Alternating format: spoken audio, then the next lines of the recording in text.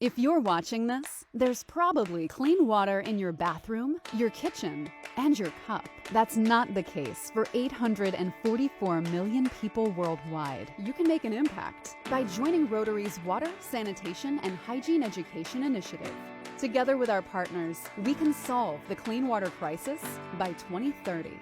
We're already hard at work. Our local Rotary clubs mobilize community partners and invest in resources to provide clean water, improved sanitation, and training. Our Rotarians are rooted in the community, collaborating with local leaders for long-term change. Each piece of this chain is connected, none more important than the other, but we need every link. We need you. Be a part of the solution. Be a part of 2030. Visit rotary.org/WASH.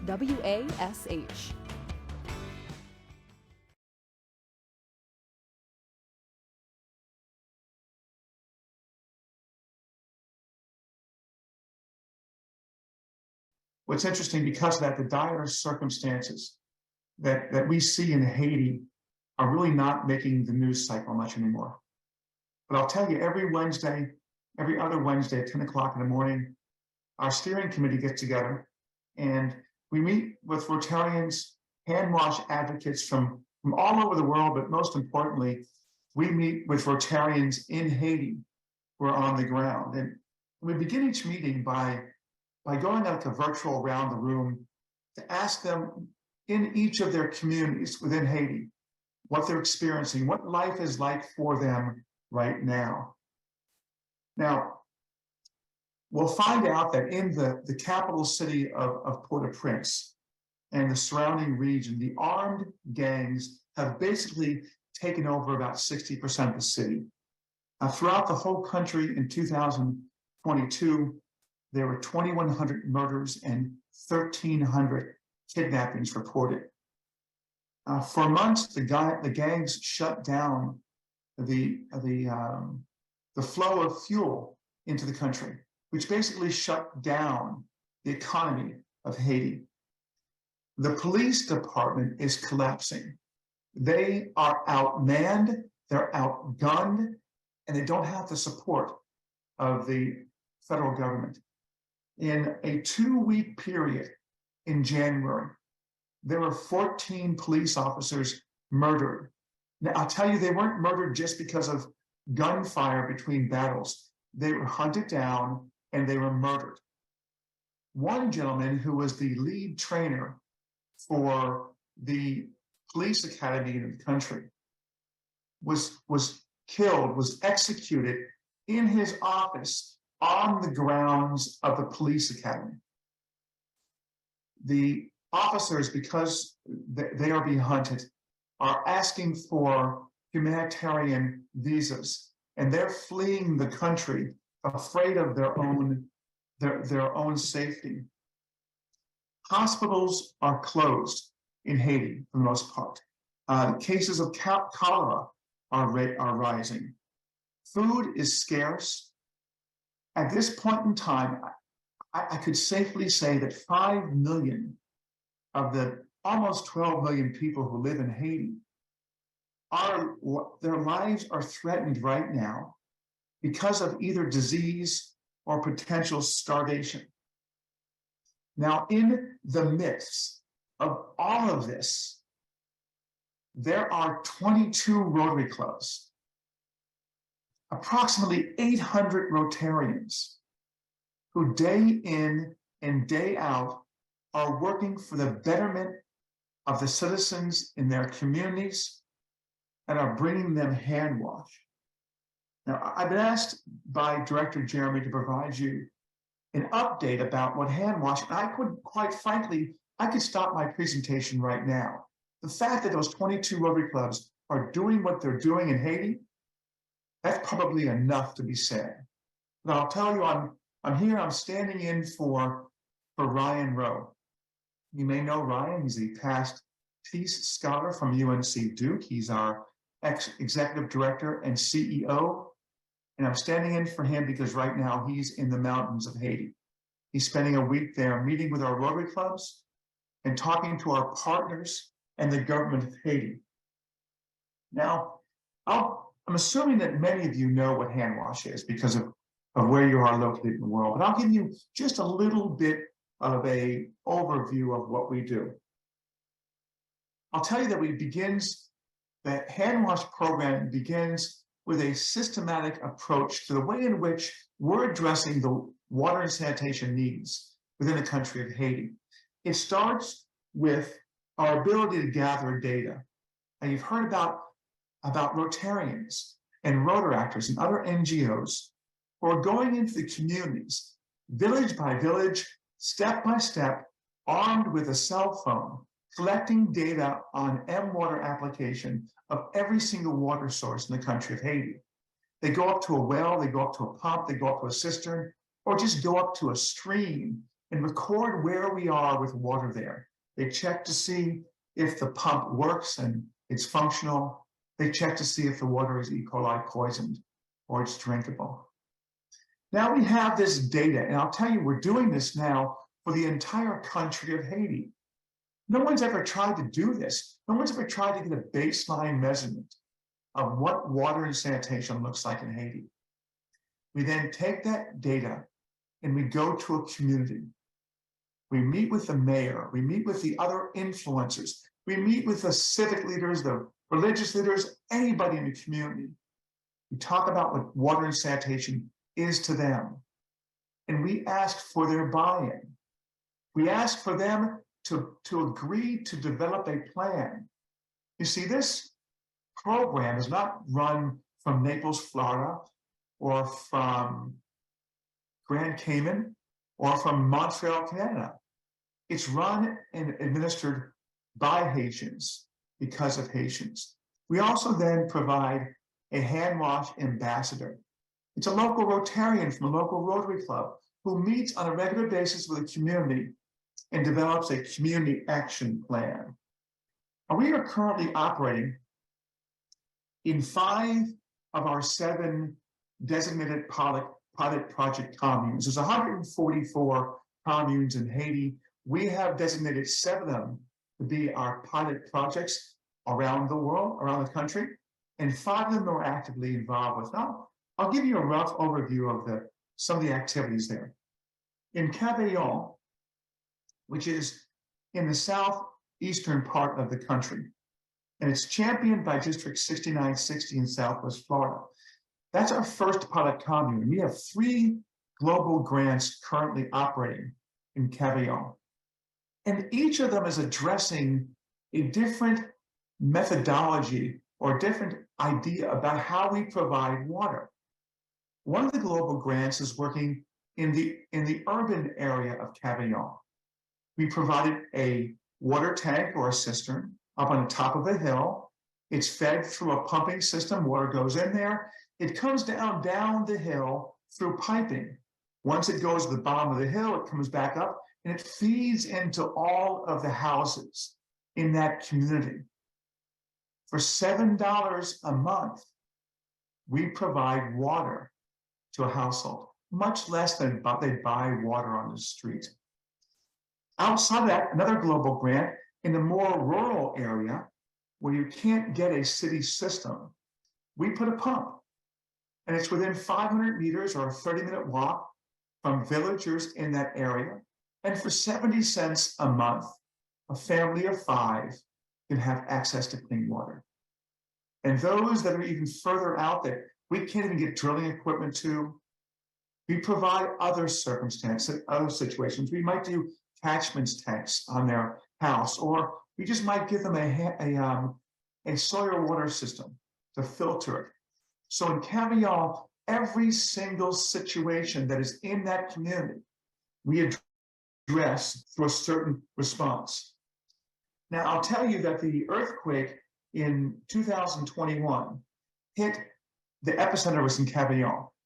And though all of the homes around the water system were destroyed, they didn't have food, but they had fresh water because we built our system and we managed the system that it will outlast those circumstances. Another commune we're working on is in Ferrier, where District 5060 from northwest Washington State and part of British Columbia, they're the champion district. This Ferrier is in the northwestern part of Haiti, where right now it's on the border of Dominican Republic. Right now, the entire community, the entire area, has saltwater intrusion into their aquifer. So there's no fresh water within their community. Before we came there, either people would truck waters up this area on a very random basis to get fresh water. Or more likely what happened is the women and children in the dark of night would sneak over the border of Dominican Republic and then fetch water out of a cow trough to drink. Now, my fellow Rotarians, I don't want to live in a world where my fellow human being has to drink from a water trough, a cow trough. But we're now providing them a water system. And what is really interesting about this is we are moving ahead of just what this one grant will do. But we're stair-stepping. So though we built the system to help out Ferrier, we have at the end of the system, the end of the line, we're going to add on more and more lines that are in different communities so we can provide water further than that. We're also in Pignol, we're also in just now coming into the commune of Léogâne, and we have a global grant being written right now to provide solar systems and to improve a water system that was built in 1980 and has been damaged by the 2010 earthquake. Right now, and probably the most exciting news about what's happening for us currently is that we are now in the process of finalizing the agreement with the World Bank, with some large donors, the Rotary Foundation, and some big corporations to provide $10 million global grant to hand wash. What this will do is it will take us from where we are now with the bottom levels of helping out communes, and we can use that $10 million to build bigger and better and take the commune from 20% of water being delivered to 100%. We're also doing a major donor campaign to support hand wash. Now, really quickly in the last few seconds, my wife will say to me, John, when you're getting $10 million and you're getting major donors, why do you need the $100 and $1,000 from Rotarians? It's because that is the advocacy. That is getting our Rotarians involved, both here and around the world with our programs. Once we get that advocacy and once we get the proof of concept in successfully delivering water in those communes, the large-scale donors like the World Bank who are giving that kind of money buy in. I'm telling you, we are getting traction around the world. I'm amazed by what's happening. I thank zones 33 and 34. And lastly, Jeremy, as I pass it back to you, our zones need to know that even though Jeremy is out there working hard as a director, Jeremy is the chairman of our steering committee and is keeping us in our vision and our core values. And Jeremy, on behalf of those in Haiti, I want to thank you. Back to you, Jeremy. Thank you so much, John. And this is a massive, massive team effort. And I likewise want to thank the districts out there who are partner districts, champion districts, and who are just simply giving so generously to Handwash. And so many of you I know are involved. So thank you on behalf of the Haitian people for that. And thank you, John, for your commitment. You have the DNA of Handwash very much in you. So our next speaker is here to talk about a disaster like the one that happened in many ways in Haiti. And it's interesting to see the fact that the recovery process in these disasters is a massive one. It's one that is multi-years. It can even be decades when you have a disaster to the extent that we've seen in Haiti in 2010, and of course, more recently in Turkey and Syria with the recent earthquake there. So it's my great pleasure to welcome PDG Anika Wilson, who's from District 7680, North Carolina. She was past district governor in 1516. She's a member of the Huntersville Happy Hour Club. And I understand her husband, Bob, also is a Rotary family, as a PDG from 2008, 2009. She went on a friendship exchange to Turkey, and the disaster has impacted, of course, some of her friends and the areas she visited, the very epicenter. And we heard from a little earlier, President Borat, who's here. Unfortunately, won't be able to listen to this presentation. You have to go, but let's welcome Past District Governor Anika. Thank you very much for being with us, and I'm looking forward to hear what you're going to say. Unmute, Anika. You need to unmute. You need to unmute, Anika. That would help. All right. Thank you, Jeremy. Thank you. No problem. My name is Anika Wilson, like Jeremy said, and I'm a past district governor and current friendship exchange chair for District 7680 in the Charlotte area of North Carolina. I'm talking today about Turkey and some of the work that is being done by our Rotary friends there to address the earthquake. And I'm thrilled that 3 of our friends from Turkey are also on the Zoom meeting. So you'll hear more about them in the breakout session afterwards. So here's some background. Last September, our district completed a successful friendship exchange with District 2430 in central Turkey. Our team landed in Ankara, and for 10 incredible days, we visited Rotarians in cities like Istanbul and Samsun, and smaller towns like Amasya on the Green River. We ended up close to the Syrian border in the city of Adiyaman, where we participated in a parade for polio awareness. And that was actually featured in the Rotary magazine. And the reason we went there, because there was a district-wide project that the governor wanted us to attend on Mount Nemrut. Normally people don't go there, but this was very special because of the district project. Then we went on to Gaziantep, what is about an hour away from the Syrian border, and what is the epicenter of the recent earthquake. Here you can see the epicenter. Here we are with Boro Tessel, that was earlier on the Zoom call. He's the president of one of the 5 Rotary Club in Gaziantep. His home is beautiful, concrete and steel. Today, just outside his home, like he explained, the suburbs down the street, it's a pile of rubble. The day after the earthquake, we called Boro. His family is fine, but he expected the casualty to count to exceed 100,000. Boro is, well, I think he had to leave, but he was on the Zoom, and we'll have the other people, and he might join us at the breakout session. While in Turkey, our team was warmly received and graciously hosted by Rotarians in every town we visited. We made several presentations about our Rotary districts. One such presentation was to a joint meeting of the Rotary clubs in Gaziantep. Here's a little slide of that meeting. These people are true Rotarians dedicated to our cause. In November, the team from Turkey visited North Carolina. Here you see Ayşe Mine, who is also on the Zoom meeting, and Arsum Baskili. That's a member of also past president of one of the Rotary clubs in Gaziantep.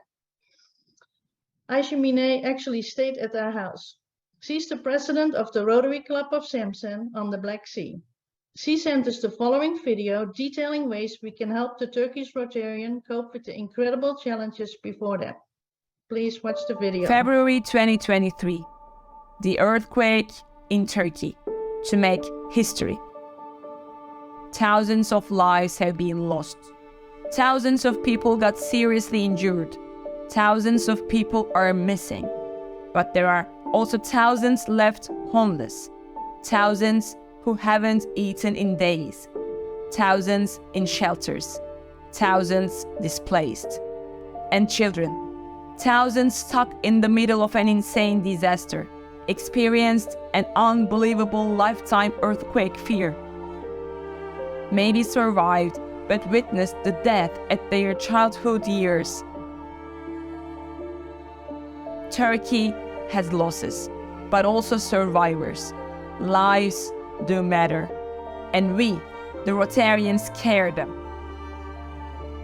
This is exactly why we think it's time to lend a hand to the quake-affected people with a twin global grant project under the theme We Will Survive. 2 mobile units to serve in the disaster regions. One is a mobile kitchen and bakery. Second is a mobile child care center. Urgent and effective relief efforts might turn this tragedy into recovery. Immediately after disasters like Turkey have suffered recently, food is an urgent need to be provided. Mobile kitchen and bakery is a fully equipped lorry that will be ready to cook and serve in the disaster regions. Completely self-sufficient mobile kitchen lorry with fully equipped kitchen and bakery setup shall be in the disaster region and especially serve for quake survivors living in tents, shelters, or containers. We believe disaster response requires rapid mobilization. This is why these 2 units will work together. Our second unit is a mobile child care center, a fully equipped lorry that will be ready to offer a safe place to learn and play, which in turn will help children deal with the disaster crisis. Just after the disasters, with scores of schools or children care centers affected, many children have no safe place to learn, play, and deal with their post-disaster mental situation.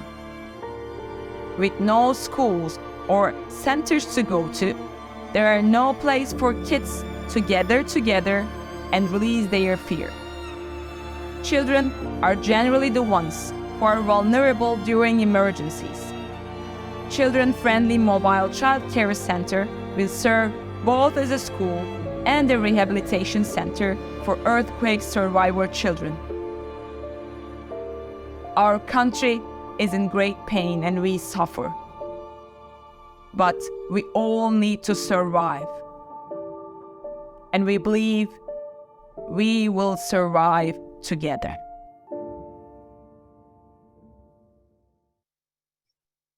Since our district enjoys a personal and trusted relationship with Turkey, we have been asked to take the lead to assist with the global grant being submitted by Turkey's District 2430. Our Happy Hour Rotary Club in Huntersville, North Carolina, is a 501c3 and will serve as the international partner. My ask today is of each district governor in our zone to consider committing $3,000 to $5,000 of your DDF to this global grant, designed to provide mobile facilities to bring medical, nutritional, and educational relief to these people, and especially to the children. All I need at this time is for you to email me with a commitment of your willingness to dedicate your DDF to this effort. We will register your district in the grant, and all you will need to do is authorize at a later time. My email is on the screen, my phone number, and I will in a breakout room later in the hour alone with Arsen, Bora, and Aisha to address any questions or concerns.